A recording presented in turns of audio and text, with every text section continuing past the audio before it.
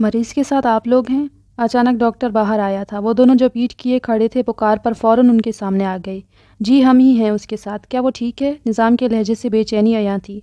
जी हाँ, अब उसकी हालत काफ़ी हद तक संभल चुकी है। आप उनसे मिल सकते हैं। डॉक्टर मुस्कुराते हुए उन्हें खुशखबरी दे रहा था। निज़ाम की बेचैनी ये सुनकर खुशी में तब्दील हो गई। Thank you doctor. वो मशकूर हुआ। डॉक्टर उसकी बात पे सर हिलाता आगे बढ़ गया। तुमने सुना वो ठीक है, चलो चल के पूछते हैं कि ये सब उसके साथ क्यों और किस लिए हुआ। निज़ाम का जोश दीदनी था। वो जो तब से उदास सा था अब वो काफ़ी खुश नज़र आ रहा था। लॉरेंजो को उसका ये अंदाज़ हैरान कर रहा था। वो पहली बार उसे किसी अजनबी के लिए यूं हसास होते देख रहा था। ठीक है चलो। नाचार उसे भी उसकी तकलीद में उसके पीछे अंदर जाना पड़ा। दर हकीकत वो निज़ाम के बिल्कुल उलट था। उसने किसी से हमदर्दी या मोहब्बत नहीं सीखी थी। हाँ, अलबत्ता दोस्ती निभाना उसे खूब आता था। तभी वो अपने मिजाज के बरखिलाफ भी निज़ाम के लिए उस लड़के को अस्पताल लाने पर रजामंद हुआ था। क्या ये तुम्हें जाना पहचाना नहीं लग रहा लॉरेंजो? निज़ाम उसकी बंद आंखों वाले चेहरे पर झुका किसी कदर हैरानगी से कह रहा था। वो जो अभी अभी अंदर दाखिल हुआ था उसकी ये बात सुनकर चौंक उठा। जाना पहचाना? हटो ज़रा देखूं तो मैं भी। उसे पीछे करते हुए वो आगे आया था। अब उसकी नज़रें बिस्तर पर लेटे वजूद के चेहरे का ऊपरी हिस्सा बगौर देख रही थी। कुशादा पेशानी की जिल्द जर्द पड़ रही थी और उस पर जख्म लगने की वजह से सफ़ेद पट्टी बांध दी गई थी। बंद आंखों की घनी लंबी पलकें देखकर लोरेंजो ने बेख्तियार हाथ बढ़ाकर उसके चेहरे पर से ऑक्सीजन मास्क हटाया और अगले ही पल वो चेहरा निगाहों के सामने आ जाने से उसके रोंगटे खड़े हो गए। गो जा बजा जख्म लगे थे लेकिन खून साफ करने के बाद काफ़ी हद तक अब उसका चेहरा वाज़े नज़र आने लगा था। वो एक झटके से पीछे हुआ। निज़ाम ने जब उसके अतराफ से झांक कर उस लड़के को देखा तो शौक के आलम में बेख्तियार उसके मुंह से सिर्फ एक लफ्ज़ निकला और वो था अक्स। क्योंकि दुनिया का 8वां अजूबा वो इस वक्त अपनी आंखों से मुलाहाजा कर रहे थे।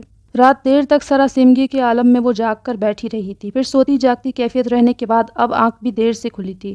ऑफिस से ली गई छुट्टी का आज ये दूसरा दिन था, मगर उन 2 दिनों में काम के बोझ से हल्के पुल्के होने के बजाय उसका जहन उल्टा मजीद परेशान ही हुआ था।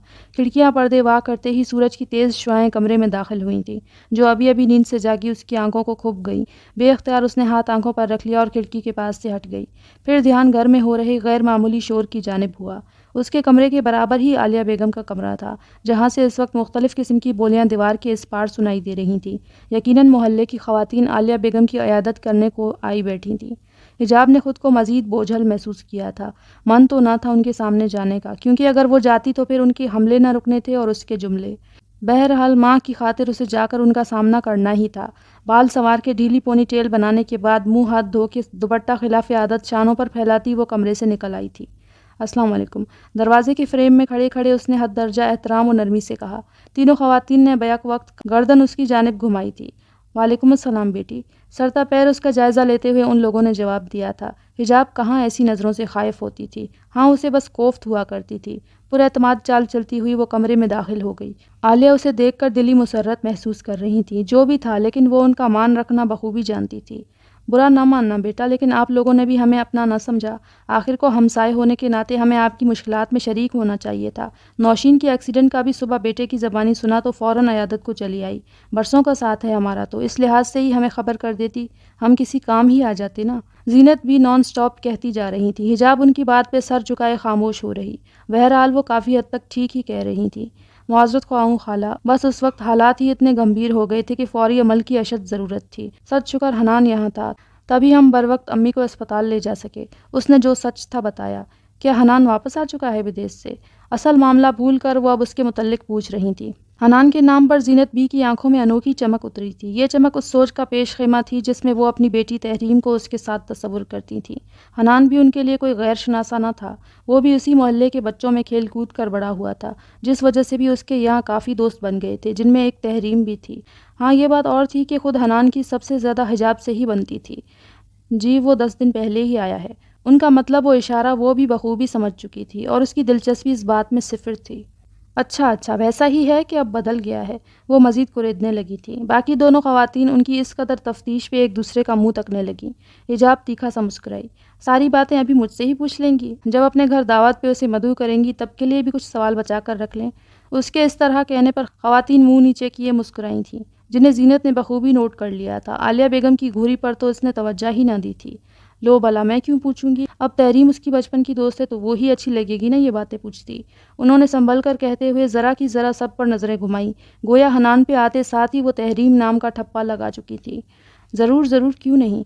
بس آئی ہوپ تحریم پہلے کی طرح اب اس کی بیوی بننے کی ضد کر کے اس پر مسلط ہونے کی کوشش نہ کرے تو اچھا ہے، کیونکہ پھر حنان کے انکار کو اقرار میں بدلنے کے لیے اسے روتے ہوئے میرے پاس جو آنا پڑتا ہے۔ اور جیسا کہ آپ جانتی ہیں کہ حجاب کو ازل سے گھر گھر کے کھیل کھیلنے میں کوئی دلچسپی نہیں رہی ہے۔ اب یہ والی حجاب 2 دن کی اس خوف زدہ امورہ سے کئی زیادہ مضبوط و مختلف تھی، جو عکس کی محض آواز سے ہی ٹھٹک جایا کرتی ہے۔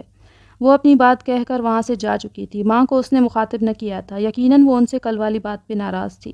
زینت بھی تو اس کی بات سن کر جہاں کی تہاں رہ گئی تھی۔ دیگر خواتین کو اس کی جملے بازیوں نے خاصا مزہ دیا تھا۔ عالیہ بس تعصب سے سر جھٹک کر رہ گئی۔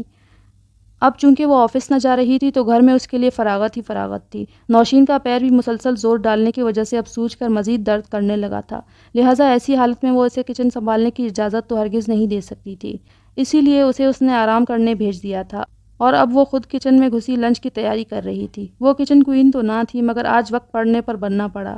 چاول ابالنے کو رکھنے کے بعد وہ اب سلاد بنا رہی تھی، جن کے ساتھ نوشین کے بنائے اور فریز کیے ہوئے کباب تلنے تھے۔ اب اس سے زیادہ تو اسے کوکنگ کی الف بے بھی نہیں آتی تھی۔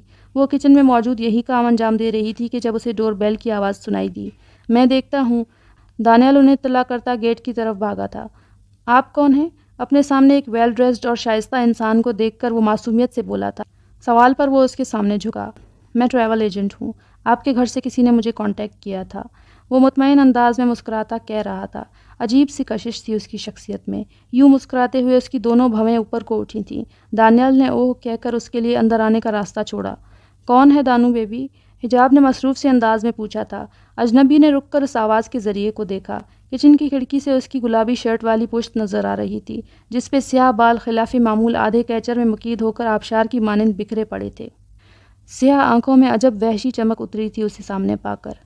امورا، اس کے مسکراتے لبوں نے جنبش کیے بغیر کہا تھا، اور وہ نظروں کا زاویہ بدل کے چلتا ہوا ڈائننگ میز کے نزدیک جا ٹھہرا۔ دانیال بھاگ کر کچن کے دروازے میں جا کھڑا ہوا۔ پھپھو، یہ کوئی ٹریول ایجنٹ ہیں۔ عالیہ بھی تب تک اپنے کمرے سے نکل آئی تھی۔ میں نے ہی بلوایا ہے انہیں، طیب بھائی سے کہہ کر انہوں نے وہیں کھڑے کھڑے یہ حجاب کو سنایا تھا، پھر اسے لیے ڈرائنگ روم چلی گئیں۔ کٹنگ بورڈ پہ چلتے اس کے ہاتھ یہ سن کر تھم گئے تھے، پھر کچھ سوچتے ہوئے وہ ہاتھ دھو کے کپڑے سے پونچھتی ہوئی ڈرائنگ روم کی طرف بڑھی تھی۔ طیب انکل نے اتنی جلدی ایجنٹ بھی بھیج دیا؟ ابھی صبح ہی تو فون کیا تھا ہم نے۔ دروازے میں ہی کھڑے کھڑے وہ مشکوک انداز میں بولی تھی۔ وہ اس کی طرف پشت کیے بیٹھا تھا۔ ہماری سروس بڑی ہی فاسٹ ہے۔ گھنی شیو میں سے نظر آتے اس کے لبوں پر مبہم سی مسکراہٹ ابھری تھی۔ حجاب ٹھٹک گئی۔ یہ آواز، یہ انداز وہ کیسے بھول سکتی تھی؟ جو خیال ذہن میں آیا تھا اس نے اس کے پورے وجود میں برف سی ٹھنڈک اتار دی تھی۔ سانس حلق میں ہی کہیں اٹک گئی تھی۔ کیا یہ ممکن تھا؟ کیا سامنے موجود وہ شخص اس کا وہی خوف تھا جو اس کے اندر کہیں پناہ گزین تھا؟ وہ بے اختیار ایک قدم پیچھے ہٹی تھی۔ حجاب، تم جاؤ اپنا کام کرو، میں ان سے بات کر لیتی ہوں۔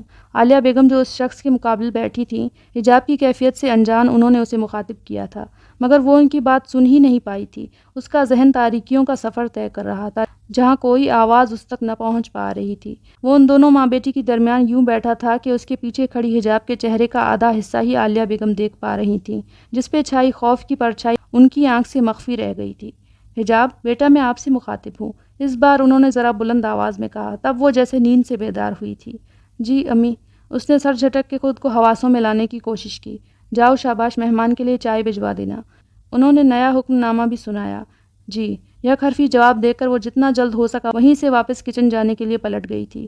وہ چاہ کر بھی اس شخص کے سامنے نہ آ پائی تھی۔ اس کے جاتے ہی وہ سیدھا ہو بیٹھا۔ ابھی وہ بات شروع کرنے ہی لگے تھے کہ دانیال ان کے درمیان آن وارد ہوا۔ اس کے صوفے کے نزدیک کھڑا وہ بڑے ہی اشتیاق سے اس شخص کا چہرہ وہ لیا جانچ رہا تھا۔ اس کی نگاہیں پاس کھڑے بچے پر اٹھیں۔ اس کے دیکھنے پر دانیال معصومیت سے مسکرا دیا۔ مسکراہٹ دیکھ کر جانے کیوں اس کی سیاہ آنکھوں میں موجود سنجیدگی کچھ مزید گہری ہوئی تھی۔ دانیال بیٹا، تم جا کے پھپھو کو دیکھو، ان کو ہیلپ تو نہیں چاہیے کوئی؟ عالیہ کو مقابل بیٹھے انسان کی نگاہوں نے خائف کیا تھا، جس وجہ سے انہوں نے پوتے کو وہاں سے باہر بھیجنا ہی مناسب جانا۔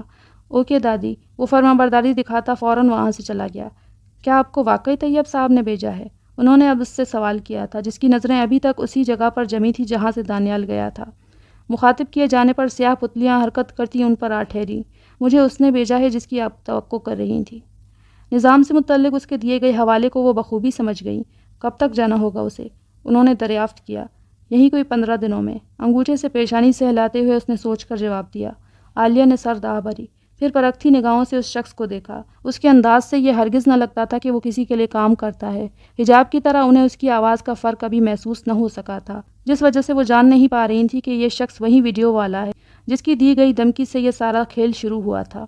اس کے دیے گئے جواب پہ وہ سوچ میں پڑ گئی۔ مجھے اپنے بیٹے وجدان سے بات کرنی ہے۔ کسی نتیجے پر پہنچنے کے بعد انہوں نے مطالبہ کیا تھا۔ اس کی پیشانی پہ بل پڑ گئے۔ یہ فی الحال ممکن نہیں ہے۔ یہ طے کرنے والے تم کون ہوتے ہو؟ جس کے لیے کام کرتے ہو پہلے اس کی رائے پوچھ لو۔ ان کو بھڑکنے کا گویا موقع ہاتھ آیا تھا۔ دراصل وہ یہ جاننا چاہتی تھی کہ آیا واقعی جیسا وہ کہتے تھے وجدان ان کے قبضے میں تھا؟ تو آپ بیٹے سے بات کرنا چاہتی ہیں؟ ایک ابرو اٹھائے اس نے سمجھنے والے انداز میں دہرایا۔ انہوں نے جواباً مثبت انداز میں سر ہلایا۔ ایک پل کو وہ رک کر ان کے تاثرات جانچنے لگا، پھر جیب سے موبائل برآمد کرنے کے بعد اس پہ نمبر ڈائل کیا۔ یہ دیکھ کر انہیں حیرانگی ہوئی تھی اور ساتھ ہی ساتھ دل عجیب سی خوشی کے تحت دھڑکنے لگا تھا۔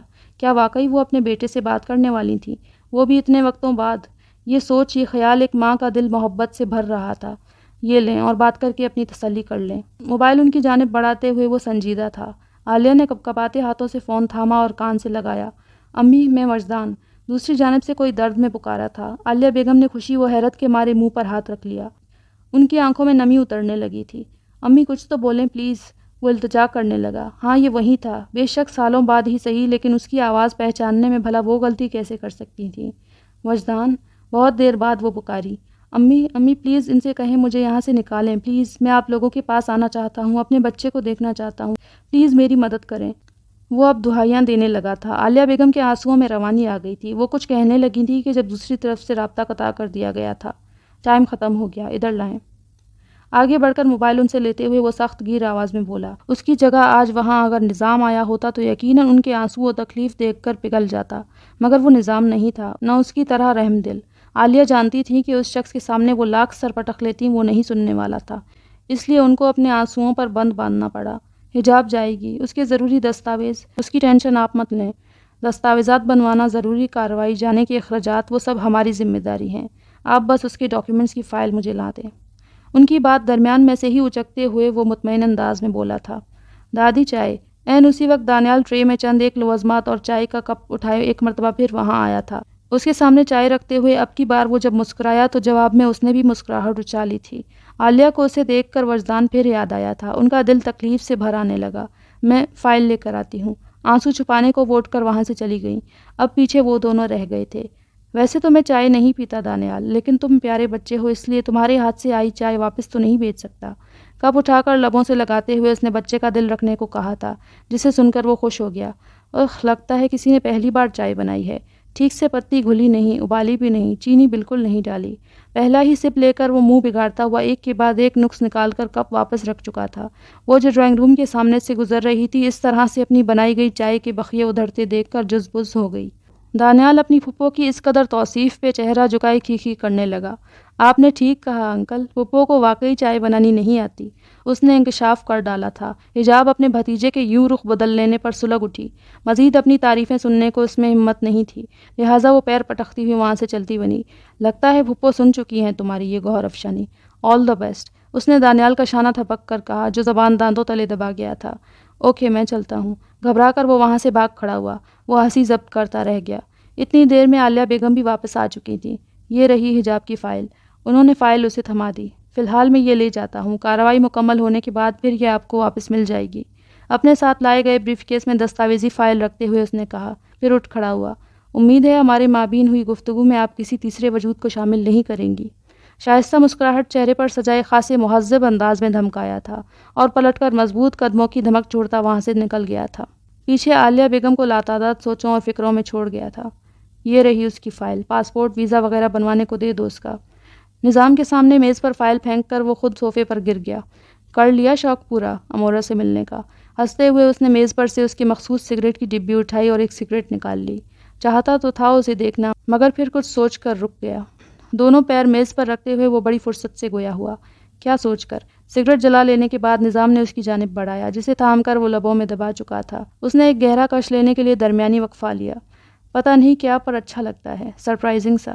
سوچا ابھی نہ دیکھوں تو اس کے ملنے تک میری رغبت بڑھے گی۔ دھوئیں کے مرغولے اڑاتا وہ مسرور سے انداز میں بولا۔ آنکھوں کی چمک بڑی گہری ہو رہی تھی۔ ذرا سنبھل کر میرے دوست، اتنے گہرے کش لوگے تو سگریٹ جلد ختم ہو جانے کے بعد کہیں چنگاری انگلیاں نہ جلا دے۔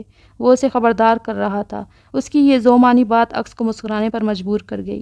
میں بہت پہلے جل چکا ہوں رکارڈو، اب جلنے کی باری اوروں کی ہے۔ اس کے اطمینان میں ذرا برابر بھی فرق نہ آیا تھا۔ ویسے وجدان کی آواز کافی اچھی نکال لیتے ہو، وہ سراہے بنا نہ رہ سکا۔ ٹیکنالوجی کا کمال ہے میرے یار۔ وائس چینجر والا چھوٹا سا آلہ دکھاتے ہوئے وہ ہنسا تھا۔ اکس کی مسکراہٹ گہری ہوئی تھی۔ تمہاری واپسی کب تک ہونی ہے؟ اس نے موضوع بدل لیا۔ کیا یہ بہتر نہ ہوگا کہ میں اسے ساتھ لے کر جاؤں؟ اس نے جواب بھی سوال کی صورت پیش کیا۔ کیا اس سے ابھی روبرو ہونا صحیح ہوگا؟ نظام نے اس کا سوال اسے ہی لوٹا دیا۔ چند پل وہ سوچ میں پڑ گیا۔ شاید نہیں۔ ٹھیک ہے، میں اس سے 2 دن قبل نکل جاؤں گا۔ بہرحال نتیجے پر پہنچ کر اس نے اپنے فیصلے سے آگاہ کیا تھا۔ جیسا تم مناسب سمجھو۔ اس نے سر تسلیمی خم کر دیا۔ اکس نے اب کی بار کوئی جواب نہ دیا۔ اس کا ذہن کسی خیال کے تحت متحرک تھا۔